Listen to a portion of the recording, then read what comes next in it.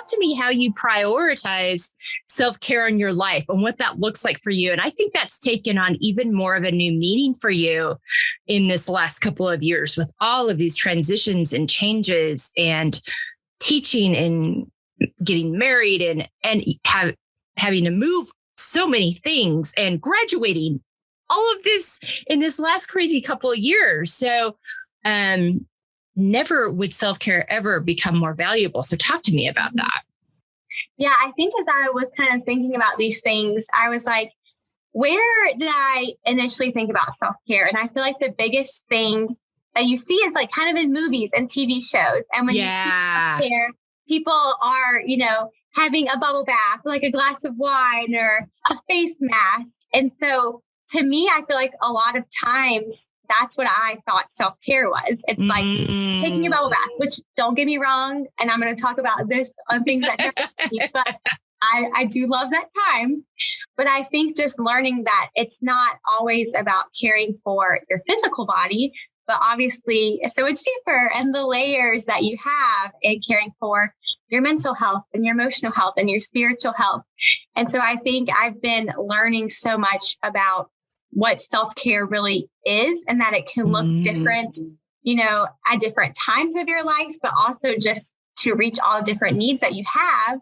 Yeah. And so, sometimes I do want to have the bubble bath and I do need to just sit and, kind of just have alone time. But I also have learned, and my dad has taught me a lot about active rest. And I like that. No, I love that term. That is his term. And I tell you, he used to tell me, and I was like, please stop talking about this. Like, I don't get it. And I'm starting to understand what he means by it. Yeah. Because, it's easy when life is really busy, and it is really busy for me. I feel like I'm used to it being really busy, that, sometimes things can feel like a burden. Like, oh, I have to, have dinner with my friends tonight. And, instead of saying like, I have to do something, it's like, I get to do something. That's always another thing that he says. Yeah. And, obviously having dinner with your friends is not something that should feel like a burden, but sometimes when you're so busy, it's like, oh man, I just really wish I could stay home tonight and just relax. And so I've been learning that I can actively rest, and I can be away from the home, and I can still feel very much grounded and at peace, especially, with the certain people in your life that you spend the time with. Sure. And so just kind of learning that aspect of what self-care can look like. And, it can be with other people and having those conversations. And I'm such an external processor. So sometimes I need to just get it out. Yeah. And I don't want someone to try to fix it for me. I just want to let them listen, which is a whole deeper thing, but kind of just like being able to identify what I need and allowing myself to be like, okay, how am I feeling? What could I do to help myself change this feeling or adapt to the situation, and just learning from there. So I think asking myself those questions has helped me figure out what self-care will look like in whatever situation I'm in. Yeah, I love that. I love how you differentiated that out and talked about it. It's not the same all the time. It depends on how I'm feeling. So I have to analyze where I'm at and what's going to best serve me in that situation. I think that's such a good tip, because I think we kind of get locked into those things, like you said, and it's not the same for everybody. And it's not even the same for us all the time. And addressing that, so you actually get what's going to be most beneficial and helpful. So we're going to talk about next, confidently setting boundaries.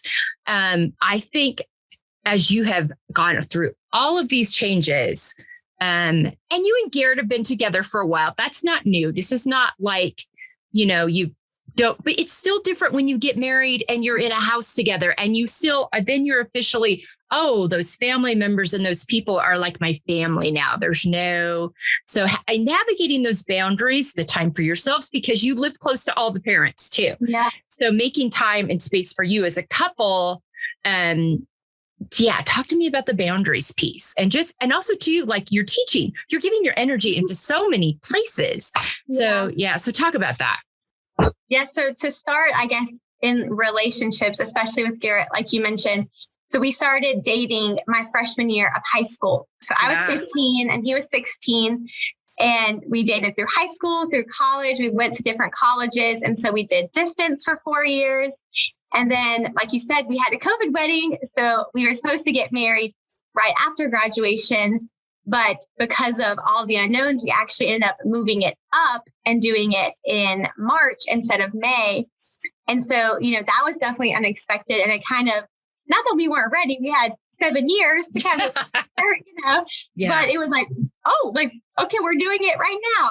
And so I think, with us, because we have been together for a while, and obviously, 7 years isn't a crazy amount, or when that's been 8 since we've been married for a year. Yeah.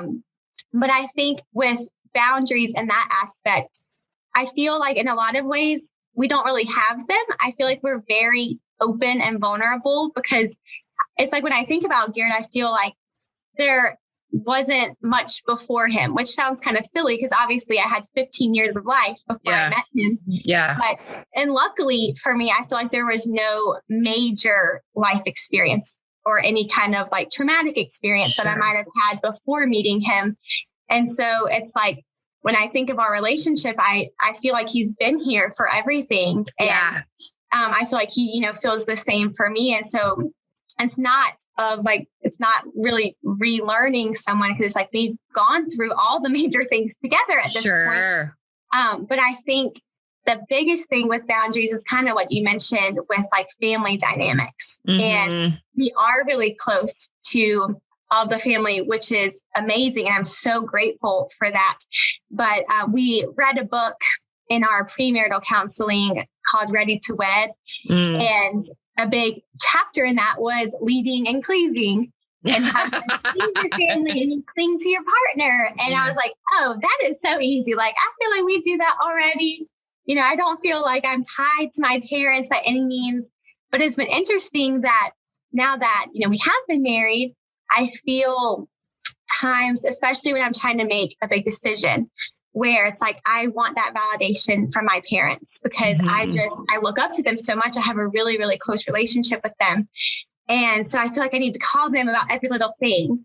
And so a big thing that I have been learning is where to set those boundaries, especially in respect to Garrett's, his views and his own boundaries, because I feel like, for me, like I said, I'm an external processor. I feel like I'm an open book. It's like, it's never intentional of, I want to go spill, your dirty laundry to my family, but I want to, hear their advice. And both of my parents were in previous marriages before each other. Yeah. And so, they've learned a lot, from their mistakes, but also from their success that they found. And so it's like, well, if we just ask them their opinion, we don't have to do the hardship. Like, that makes sense to me. But learning that just because I'm open to share things and to talk with certain people in my life about them doesn't mean that he is. And especially when, he's a big part of that situation, whatever it may be, that, having that permission, which kind of goes with like expectations too, of what is okay to share and what should stay between us. Yeah. So that's definitely been something that's been interesting, in that, like I said, I didn't really think it would come up for us. I was like, oh, we got this. But as we kind of dive into that, is just like learning that, he values respect so much, which was another part of our book that we read. And one of the biggest things that stood out to me was that a lot of times women value being loved, and men value being respected. And I had never really thought of it that way. Obviously, we both value the other, I want to be respected too, but feeling loved is something that I value much more than being respected. And he values being respected much more than feeling love, which to me, I'm like, that is crazy. Like, why would you feel that way?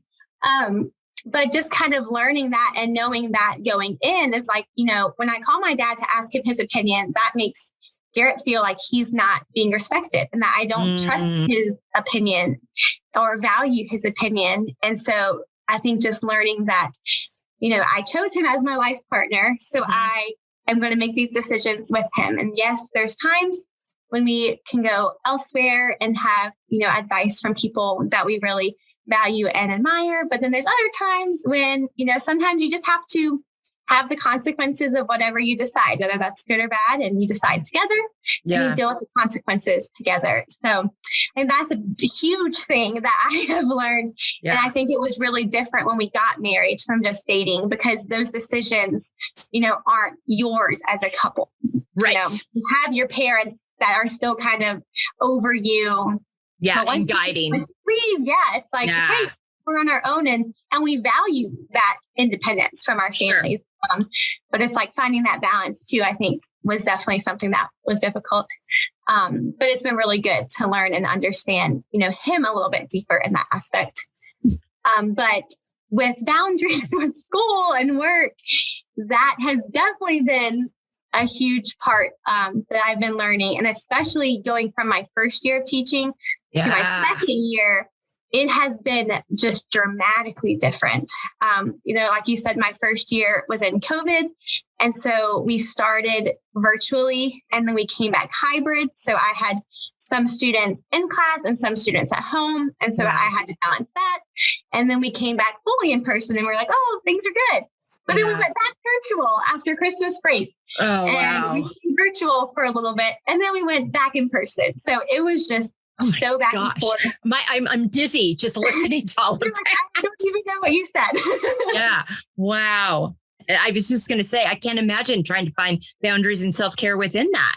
Yeah. It was really difficult. And I honestly, I don't think I did it very well. And so I think that, especially because one, it was COVID and it was crazy for even veteran teachers, but two, I had never taught before. So I, had my own class and I had to make decisions, but I also had to learn the content that I was teaching. And I was in third grade, which was not, or I'm still in third grade, but that wasn't my preference actually going into looking for jobs. I was looking for younger grades. And so, the content of kindergarten is a little bit different than the content third. Yeah. And that really scared me because I was like, man, I don't remember the 3 branches of government, but I know. Isn't it amazing what sticks and what doesn't? That's so funny.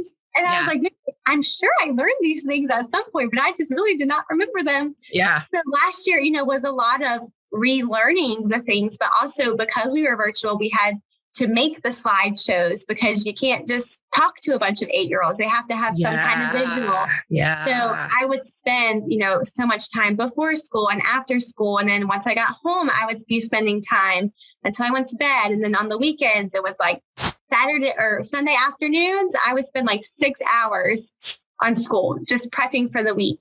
Wow. And I felt like at the time, those things had to be done. And I'm not saying that I don't think that they did. I think I could have been better about setting boundaries at the time, but it was also just new and exciting for me. And now when I think about doing that, I'm like, that sounds horrible. I would never do that.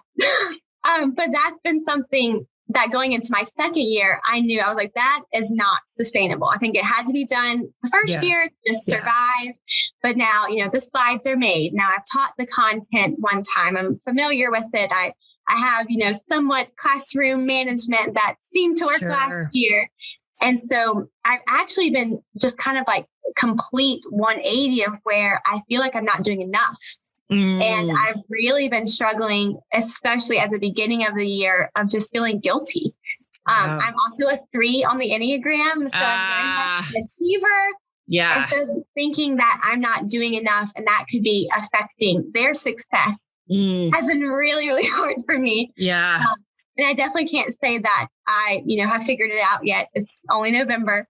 Yeah. But I think that I'm starting, to learn that it's okay to not do all the things. Yeah. And, it's like last year I would see teachers leave at the bell and I was like, how in the world do they do that? Like, when do they do all the things? Yeah. And I'm starting to just, set those boundaries of like, maybe like once a week I'll stay late, but the other days I'm going to try to leave, quickly. If I have to do a couple of things before, that's okay. Also just using my time at school more wisely and, during sessions, not sitting on my phone, scrolling through Instagram, but trying to get work done. But that can be hard too, because sometimes, you just need a second to just sit in silence and not have your name called for me. So I think boundaries in a job like teaching can be just so difficult because it's not a 9 to 5 and it's not a job that you can't take home. And, you have to prepare beforehand in order to have something to do when you get to school. And there's nothing worse than not feeling prepared and feeling like, you're just flying by the seat of your pants all day. Yeah. So I think, trying to figure that out. And I think maybe like I have to do a little something, even if I don't want to. And even though it's not as exciting as it was for me last year, doing enough extra to feel prepared, but also, holding strong to the values that I do have with my family and with Garrett. Yeah. And starting a new little business has also thrown a wrench into that. So I have recently started a little charcuterie business, and it's called Grades and Graze. So I incorporate teaching with making charcuterie boards and like grazing tables. And these things she's not doing it justice. These things, she can take anything. It's not just your classic charcuterie, like a little cheese, a little meat. She does all kinds. There's fruit ones and pastry. Every time I look at it, I'm like, Kylie's not in North Carolina anymore. I can't go have one of those like next week. But so North Carolina friends, oh my gosh, this will be in the show notes and in the resources. So you can follow this and I'll tag it, but you're going to want to see what she puts together. I'm sorry, I interrupted, but I had to promote that. Fine. I love the affirmation. It makes me feel good. But yeah, so starting that, I've been doing it for a little over a month now. And it just kind of just came out of nowhere. I really wasn't doing a lot of boards. I got a random Christmas gift last year that was a little book of like how to make boards and then a small board itself. Sure. And so I just kind of, started dabbling with it. And then recently my family was like, I feel like you could sell these and like actually make money off of it. And I was like, I don't know. I just like you said, just like putting meat and cheese on a board. It's nothing special. But then one day I was like, you know what? I'm just going to make a little Instagram and post, a little picture and just see what happens. And, it kind of exploded. It did so well the first month. And I was like, what is happening? And just like, I ended up buying a fridge to put in my garage because I needed a place to store, the food and the boards once they were done. And I was like, I don't know if I run a business. I was an education major, not a business major. Oh, it's hilarious. Yeah, but Garrett's his family knows about the business stuff. So you've got good insight. So my question is for you on this with the boundaries. How do you make that space? I'm like, okay, this is because I sense that you really love doing this. Like this is really where your creativity shows up. So which is nice when you're doing something like that because it doesn't always feel like work, but it still takes time and prep and there's orders. So how do you carve out, this is teaching time, this is me time, like you went last weekend with your friend and took some time for reflection, which was great, space, but how do you manage that? Because you got all those different spaces going on. When I figure that out, I'll let you know. That's a really great question. But I love that though. That figuring out, because I think so many times we are figuring things out. And sometimes I've quoted this a lot, but Sierra said this in an episode we did about sometimes you don't need to know you need a boundary until you bump into something. You're like, oh, what? Hold on. I need a boundary there. Yeah. And so, but yeah, I love what you said about the teaching too, and just what you learned. Sometimes you got to learn those things. And you're like, okay, wait a minute.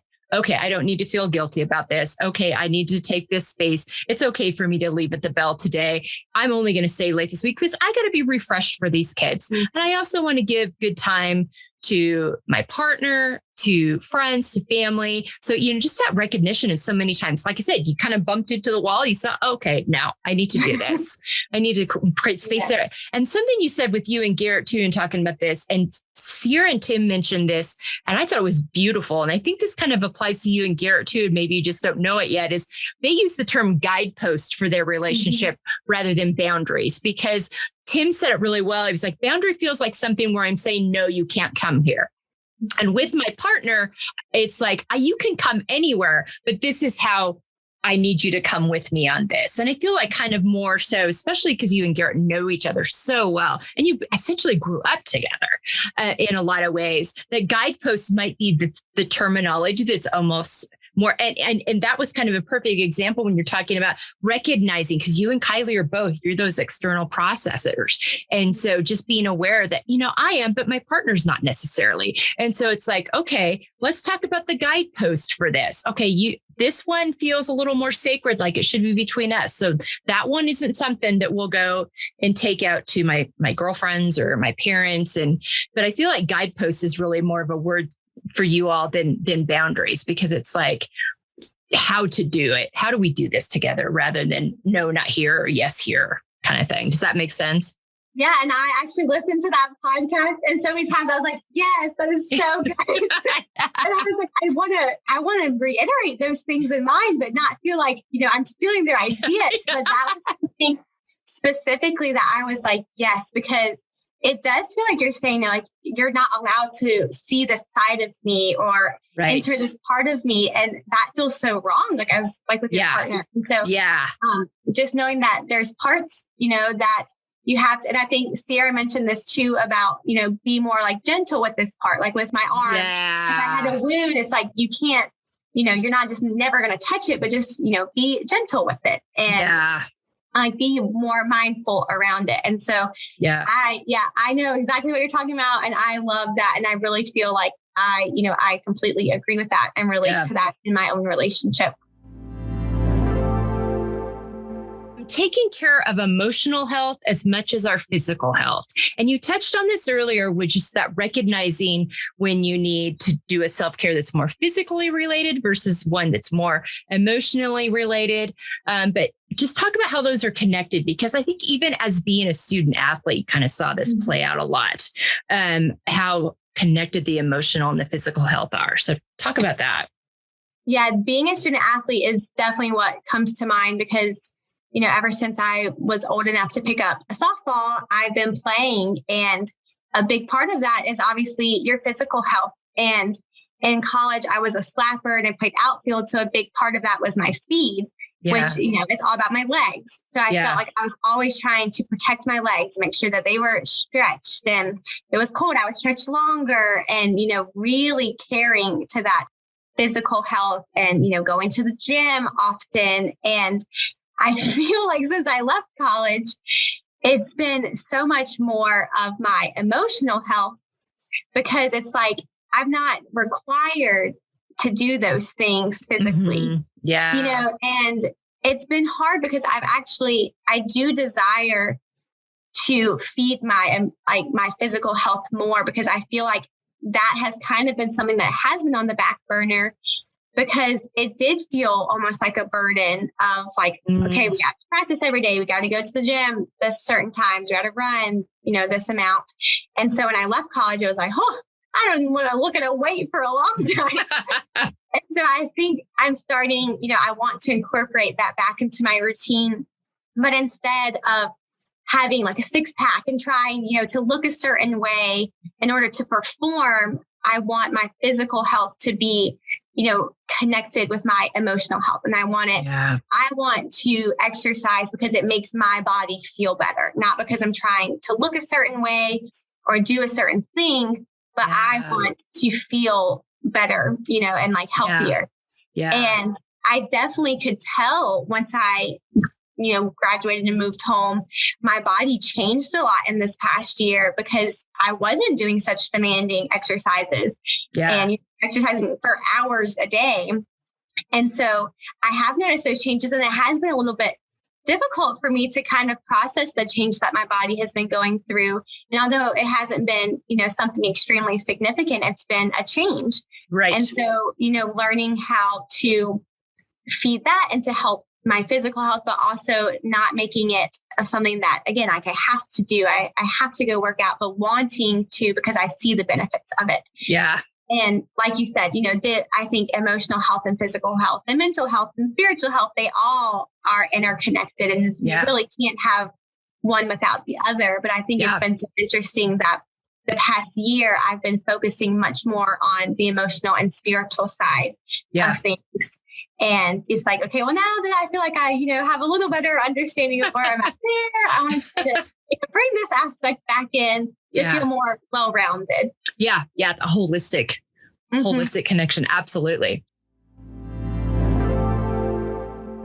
All right. How can we support ourselves and other women in living unapologetically? And I think this is an interesting one because you've been on a team, and dynamics on teams can be challenging, and you're dealing with your own expectations and your own feelings, but you're also competing with teammates, but you also need to be a team. So you need to be for each other, but you're competing with each other. I mean, there's a lot of conflicting things going on there. And then also you're teaching kids. I mean, so you're kind of modeling to them, this is what life looks like. And this is how you should learn and be and helping them process all their little emotions that they're going through. So talk about how we can support ourselves and other women in living unapologetically. I think this has been a really big lesson that I've been learning since entering the workplace, and in a career type job versus a summer job in college. Sure. And like you said, I've been on many teams. I've had leadership roles. And it can be really, really difficult. Mm-hmm. And I am very much a people pleaser.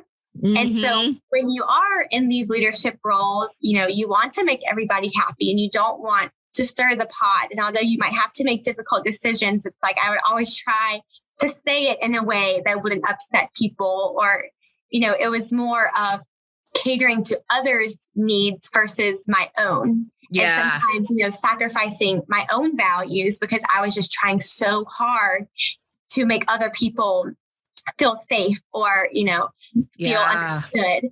And so I think coming into the workplace, for some reason, I thought it was going to be so different. I was like, these are mature adults. It's going to be very different. They're not going to be like the college drama that I've dealt with. But unfortunately, we're all human. Yeah. And we're all flawed. And so I think the biggest thing I've learned, now that I've been at my school for a year now, is that I'm not going to be everybody's cup of tea.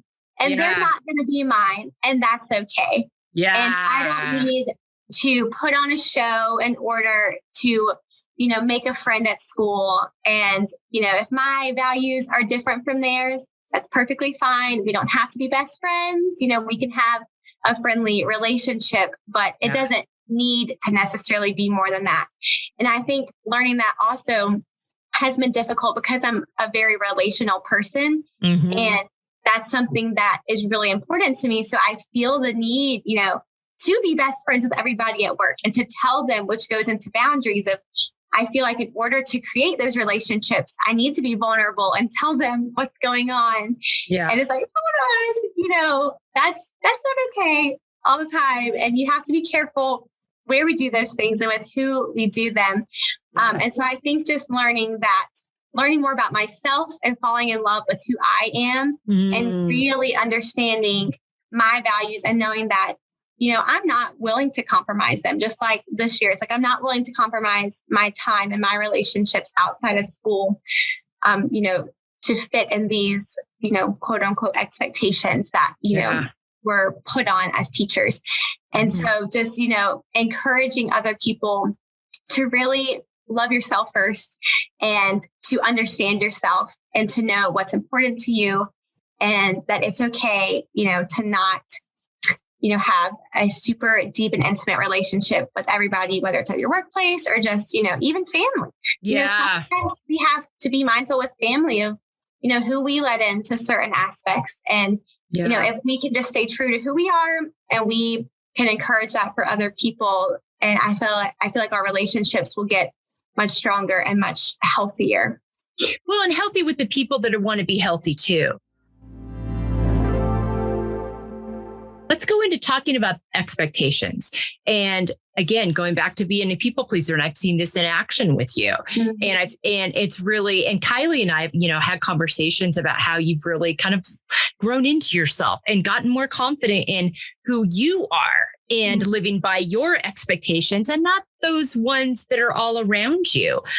So talk about that. Yeah. And I think, like I mentioned, being a 3 on the Enneagram, one trait of that is that you do kind of adapt to the people that you're surrounding yourself with. Yes. So whoever you're with at the time. You try to, connect with them and, you might change your behavior or the way that you speak or the things you're speaking about in order to make those connections. And I don't think it's in a malicious way. Right. Like, I don't know. It's like, I don't think I want to be like that, but it's like, I'm just trying so hard to make connections with people because that's important to me. Yeah. But in doing so, I lose myself. Yes. And so I think I've started to learn it goes in with the layers aspect of just diving into who am I? And like, it sounds so kind of cliche, but it's like at the core, who am I? And what are the most important values to myself? And how can I protect those? And, with the expectations, it's like, I can't expect myself to do all the things and, to love on all the people. It's like, I have to protect my own self first. Yeah. No, I love to hear you say that and being confident in that. And that can be tricky, especially when people are used to you being a certain way, especially because you live around a lot of people that have always known you a certain way. So how has that been as you're coming into this? Has that been tricky to communicate how is that? Talk about that a little bit. Yeah, I think because I do feel like I've gained confidence and, sometimes I might be more outspoken than I have in the past or share an opinion that is really strong because I've learned that this is something that's really important to me. Yeah. And that can come across in a negative way to some people of you're being overpowering and, you, especially I feel like in this day and age, there's so many topics that are like hot topics that you can't speak on and it's really hush hush. And so I think it's hard to, find the balance of I have these things that are important and I want to share them and I feel confidently in how I believe, but also, not wanting to step on anybody else's toes or, offend them, which is kind of like the people pleasing aspect. Yeah. And, just trying to kind of maneuver that and, knowing what is important to me, but also creating the boundaries with other people that I know. Yeah. Especially because like Kayli and I, we are so different and you recognized it firsthand. Yeah. And because we were together a couple weeks ago and it's still so baffling to us when we sit together because we're like, man, our friendship makes absolutely no sense to the average person. And even like my parents have said things or like, I know she said she's talked to y'all about it before. I'm like, how in the world are y'all friends? Like you're polar opposites in some areas, but in others, we're not at all. And we're so similar. Yeah. And a lot of all of like these things that we're talking about, she's taught me. And I told her that, as this was coming up, I was like, I have to credit that to you. So if you're listening, Kai, this is on you. I never really understood what it meant to, reflect and how you could do that. And I feel like growing up, a lot of it was like, sometimes hard things happen and we got to pull up our bootstraps and we got to keep going. And I think there's a lot of value in that at times, but I think that mindset over a long period of time can be harmful because it's like, sometimes you do have to figure out why you're feeling a certain way and that it's actually not healthy to be feeling this, so often. Yeah. And so being able to find a balance of that too, of like, we have to push through. Life is hard. There's going to be things that happen. Some things are out of our control. Some things are in our control, but we have to be able to push through. But you also have to be able to sit and reflect and process what you're feeling and understand what you're feeling. And then, the self-care comes in. It's like, now that I've identified what can I do and what are the next steps? Yeah. And, it's like, I was thinking about the Grinch for some reason, like you can't wallow in self-pity. Yes, we have to, like, sometimes we have to push through, but we also can't let ourselves just sit and sulk and, finding that. And so she's taught me just so much of that and learning to, get to that point with myself and be able to ask those questions. And I think that's why we've stayed so close through the years and, we don't even live in the same states and she's moved multiple states since college. Yeah. And being able to still call each other and challenge each other and talk about those things. I think that's why our friendship is so strong.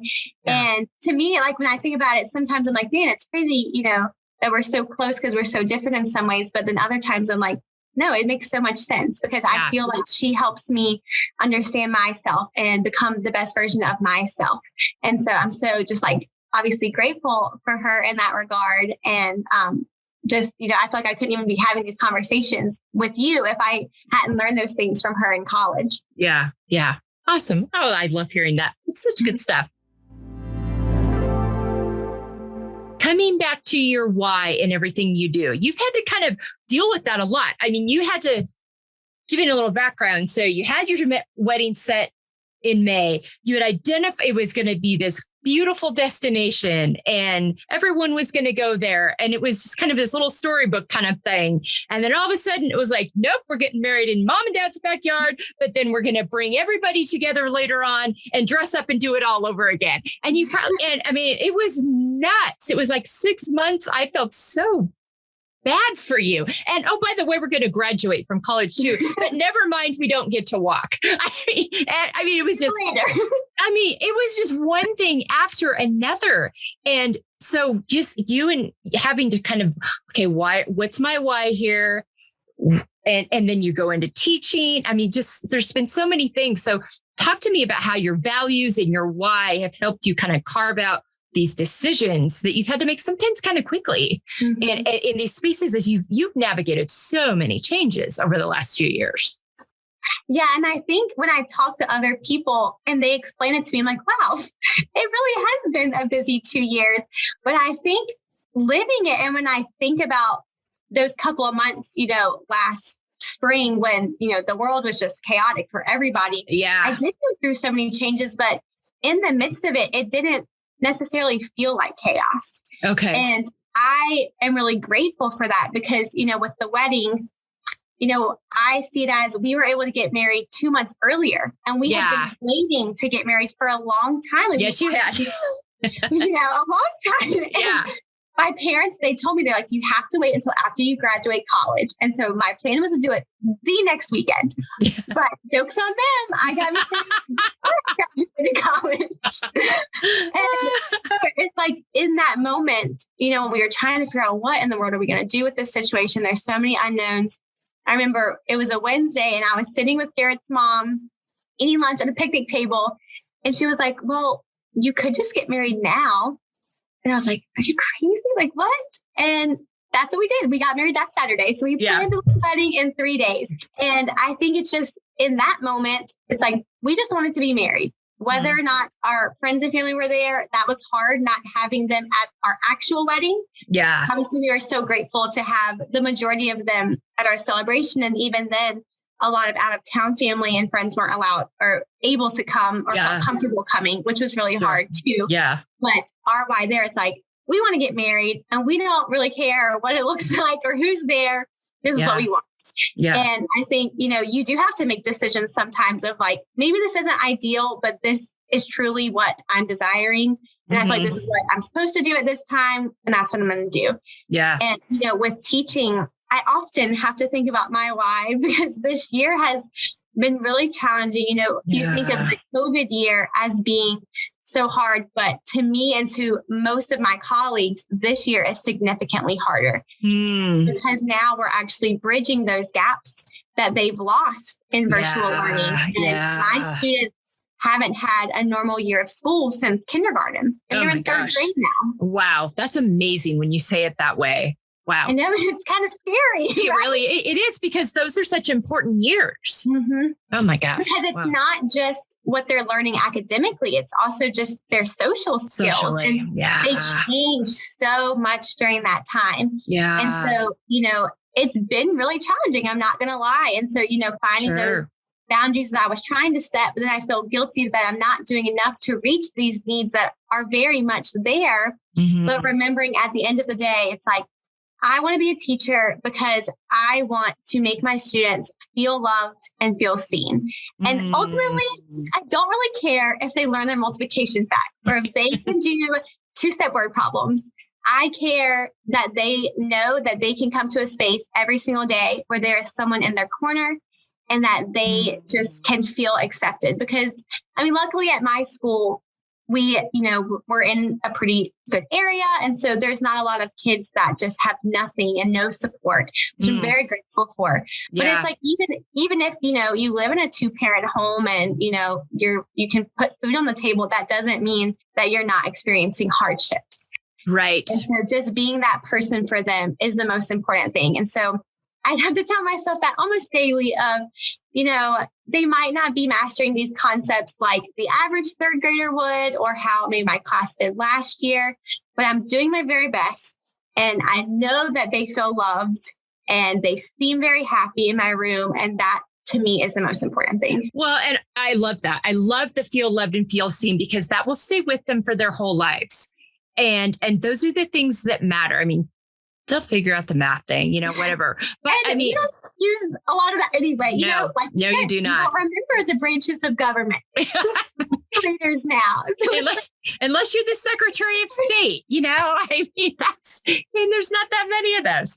But but that feeling loved and feeling seen will go so much farther in how they feel about themselves and what they'll go after and that feeling safe, because you hit on something important too, is I think we make a lot of assumptions about, their parents are married, they've got a nice house. That doesn't mean it's emotionally healthy. No, that doesn't mean it's emotionally safe. I mean, so I love that. And I love that that and you're very like, okay, this is the why and this is what we're going for.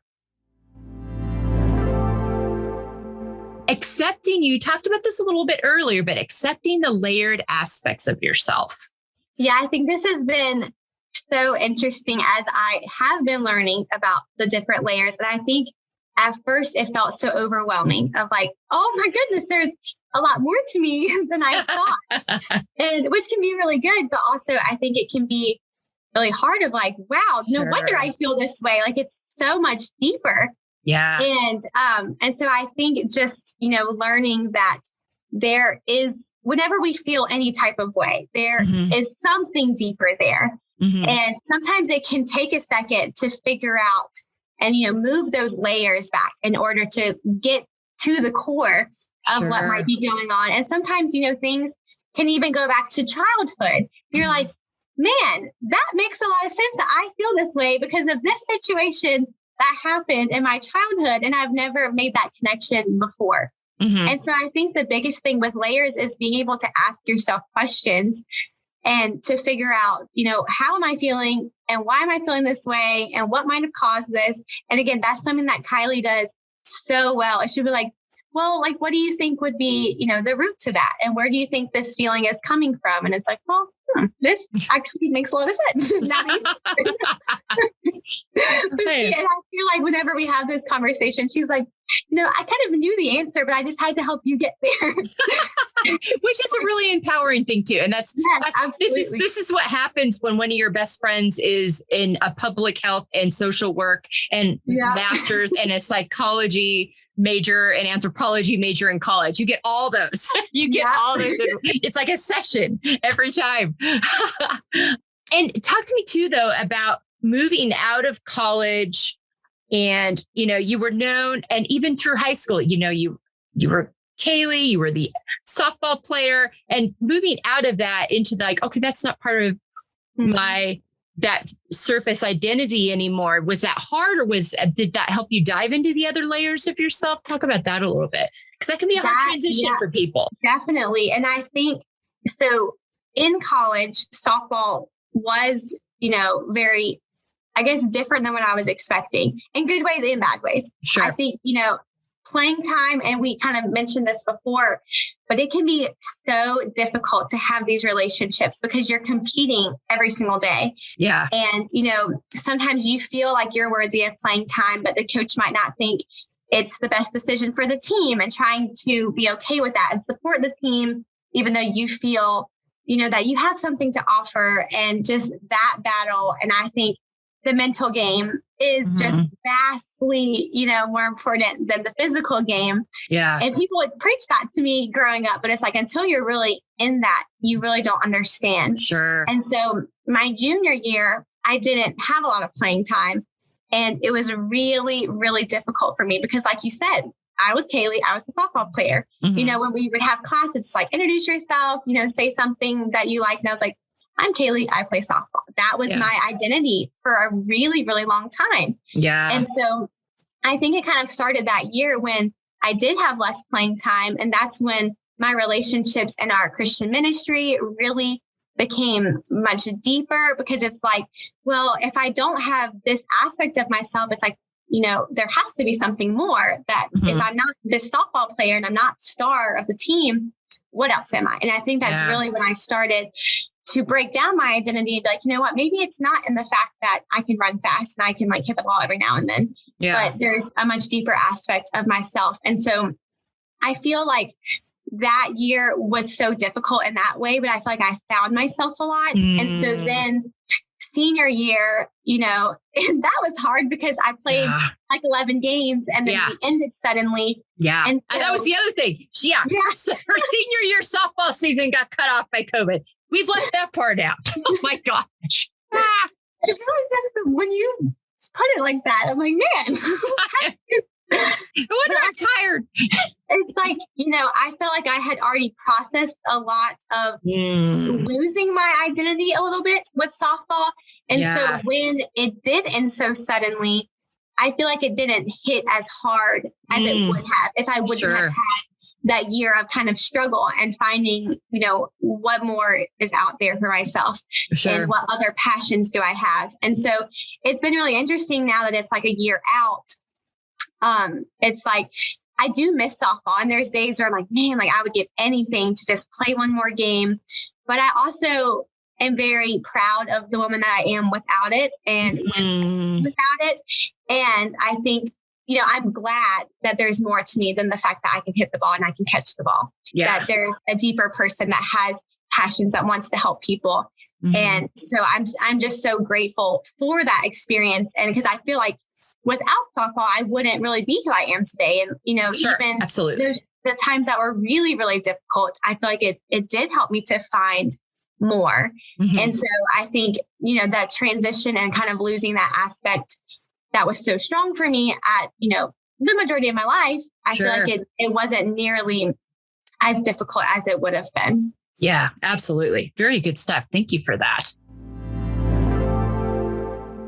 Talk about cultivating healthy relationships with others. And I think you have learned so much about that. So talk about that.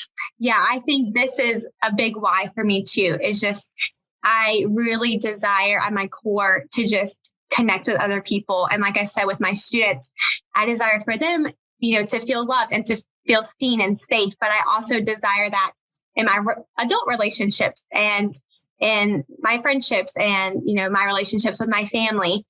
And so I think when I think about healthy relationships, the biggest thing to me that comes to mind is vulnerability and authenticity, because I feel like if I cannot show you who I am and, unpack those layers and the parts of me that I'm not really proud of and the parts of my story that have been hard, then, you don't know like all that there is to know about me. And I feel like you can't understand everything until you do hear the parts that might be hard to share.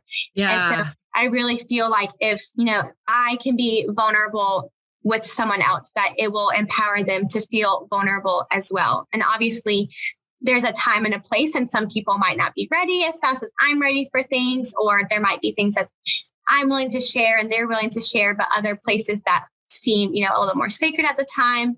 And I think that's perfectly fine too. But I think being able to feel that you can share those things and that I, and being my true self and kind of like, loving people unapologetically and living out your life unapologetically. It's like, if I can't be my true self and just who I am is who I am and take it or leave it, then I feel like you're not going to have those deep, intimate relationships. And so I think they also come from learning about yourself and loving yourself. And before I can love myself, then I can begin, to love others well and to have those relationships. Yeah, you hit on something very, very important there. Is you've got to have that love for yourself, or it's going to be very difficult to operate in a healthy way with anybody else. It's very, very important. We could talk about that all day. That's a whole other podcast. It is, honestly. But that's so true and so important. What are some ways that you process your emotions in a healthy way? Well, like I said, I'm very much learning that because I am an external processor. And so I think, obviously, I love to go to people, to my people. I go to Garrett and I go to my parents and I go to my close friends. And several of my close friends don't live in the state or don't live in the city that I live. And so phone calls are super important to me. And now we have voice memos on the phone that I just adore. Like one of my close friends is a missionary in Brazil. And so we're not even on the same continent. So I feel like we were very connected, while she was away because of the technology, which I'm so grateful for. Yeah. That we can have that and we can keep those, relationships no matter where you are around the world. So I love, to process with other people, but I also spend a lot of my faith is really important to me.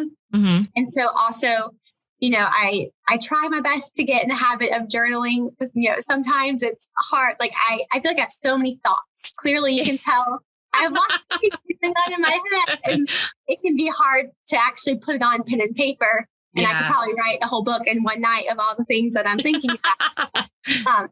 And so prayer has also been really important to me, and just something that an outlet that I have of I can externally process to, someone who knows all and who knows exactly what's going on and is not biased and is not going to, have any judgment towards me.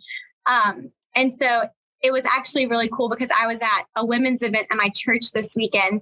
And this kind of also goes with boundaries and, sharing things and different things like that. But they read a passage in 2 Kings, which is not a book I'm very familiar with. Yeah. But it talked about a woman and her son died in her lap. And instead of going to her husband with her, obvious concern, she ran to a man of God that they had seen, walking down the street. And so a big part of that was running to the Father and being able, let him be the very first person that you go to in times of need. And yes, I adore Garrett and he, I chose him to be my person and going to him is really helpful.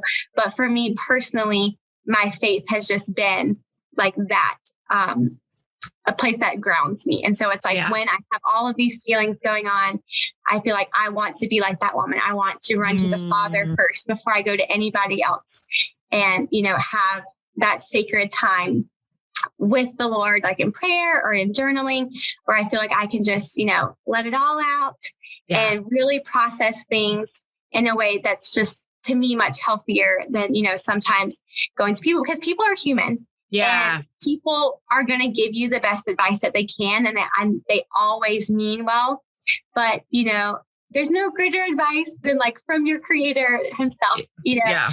And so I think I want to work on that too, of yes, I can, look for advice and I can process with other people, but running to the Father first and finding the joy there, I think is something that I think will be more healthy for me, moving forward. Yeah. Yeah, absolutely. How do you, we're getting close to the end here, but this podcast is called the Feel Podcast, Finding Empowerment, Embracing Layers. Kind of sum up for me how you live out feel. I think the biggest thing is just asking questions for myself and just figuring out what in the world am I feeling today and why am I feeling that way and what can I do to help myself? I think it all goes together. All the things I feel we just, all the talking points that you shared, it's all these things just really tying together. And I feel like I talk about one and then, it's more for another one. But I think just, really being willing to unpack those layers and not feeling overwhelmed by it, but being think of just how, much joy it'll bring me to learn more about myself and how moving forward, it's going to help me so much to know how I process things and why I process them the way that I do. So I think just, being able to accept that life, is crazy and it's not going to understand yourself at times. And, we're growing people too. And I don't ever want to feel stagnant. That's something that's really important to me is being willing to be fluid and to move through life, and to grow and to change. But also in that process, being able to unpack, those important aspects like in each stage of life, because Sure. the way that I was, and I think about it with like my relationship with Garrett, is our relationship was so different when we were 15. And Sure. obviously we want it to be much better, than it was then, and that we've grown and it's been so much deeper. Yeah. And so it's like, when I think about that, it's like, of course I don't want to have the relationship I did at 15, but it's like now it's like, well, of course, when I'm 30, I don't want to have the relationship that I have now. And Right. so even though it works for me now, it's like, I want to be willing to change and be willing to, unpack whatever is going to come my way, because there might be layers that I haven't reached quite yet. And it's not going to come up until later in life. And that's okay.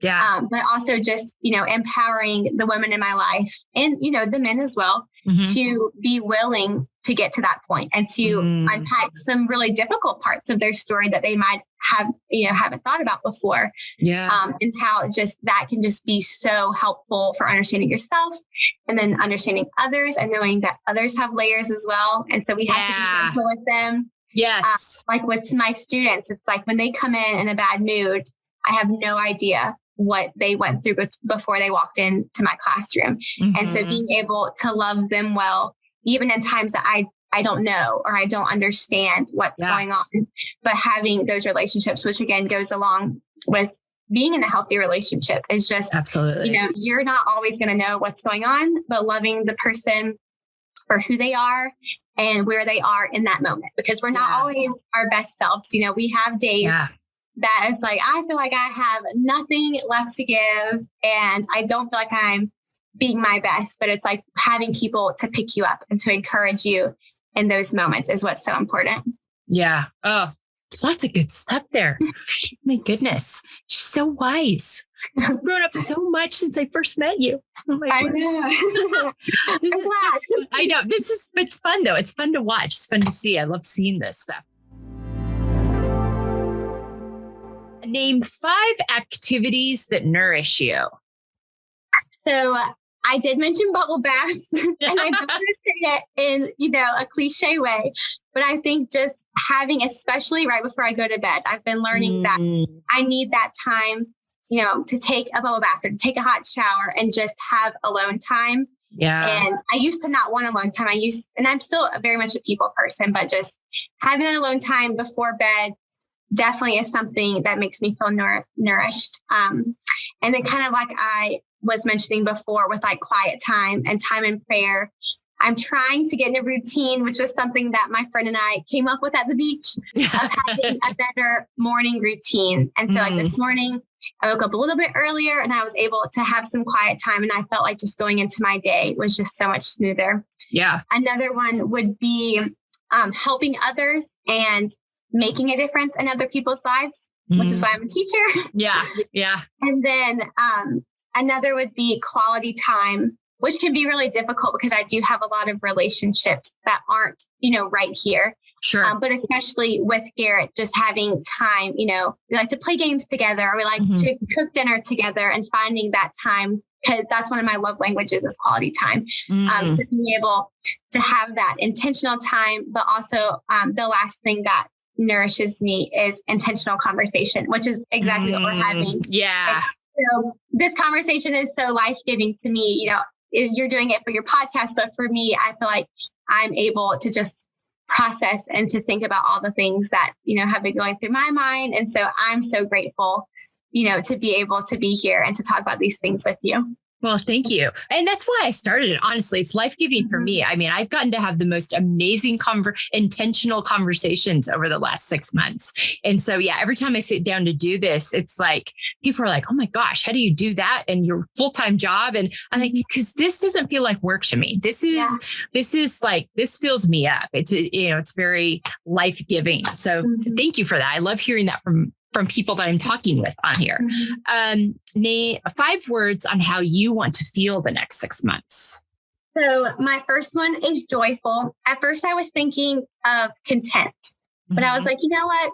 I don't want to just be content. I want to be joyful. And I do have a little short story about that if we have time. Absolutely. Later, but I'll go into the other one. So 1 was joyful, 2 was confident, 3 was peaceful, 4 accomplished, and 5 connected. Good. Oh, wow. Okay. Give us your story on joyful. Okay. So last night I was trying to think, I was like, I need to have these 5 words ready, so I'm not put on the spot.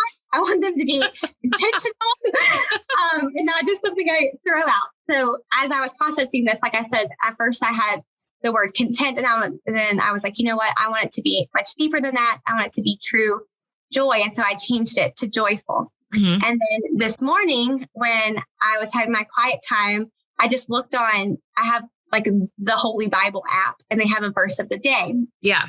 And the verse of the day this morning was, joyful are those who keep his testimonies, who seek him with their whole heart.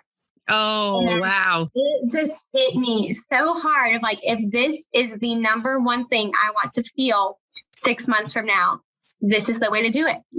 Seek the Lord and run to the Father. And for me, I felt like that was just exactly what I needed to hear. And, other people, obviously, they have their different outlets and what fuels them and nourishes them. But for me, I was like, yep, Lord, like this is exactly what I needed to hear. And so it was so refreshing to be like, I even used the word, Yeah. He was like, here's the word joyful for you. This is the word you want, and this is how to do it. So that was so cool. And so I was so excited to be able to share that part too with you today. Yeah. Awesome. I love when you see those things come together. That's so cool. All right. Well, thank you so much, my dear Kayli. She's like one of my other daughters. So it's like so fun to see her. And I haven't seen her in so long. I was thinking, I think the last time I saw you was graduation, which was so briefly. I know. We saw like across the lawn, like last May. I know. That was so crazy. Oh my gosh. Well, thank you so much for your time, your very busy time, with all that you've got going on. Again, folks, you can learn more about Kayli through the resources that will be shared, through our show notes. Follow Grades and Graze on Instagram. And we will have that link on our resources, and we'll share that as we're going through and promoting the podcast. And if you're in North Carolina, if you're in the Raleigh-Durham area, how far away will you go? Because I don't want to throw Greensboro and Winston-Salem out there and be like, wait, Melissa, not going that far away. I did do an order for a teacher I worked with in Greensboro. So okay. That's probably ideal, but just because of, my other job, but definitely like the Raleigh, Chapel Hill area. Okay. I would love to have some more business. Okay, sweet. So Raleigh-Durham friends, Chapel Hill, going to be on there. So learn more about that. And just thank you so much for your time. It was so fun to talk to you and have this conversation, just you and I, because it's always in the context of course, with Kayli, because she, you guys are such close friends. But it's so great to have you here today and have this conversation with you. Yeah, I'm so grateful for it too. It was awesome. Good. Tell your parents hello. Tell Garrett hello. We miss them all, and we hope you're well.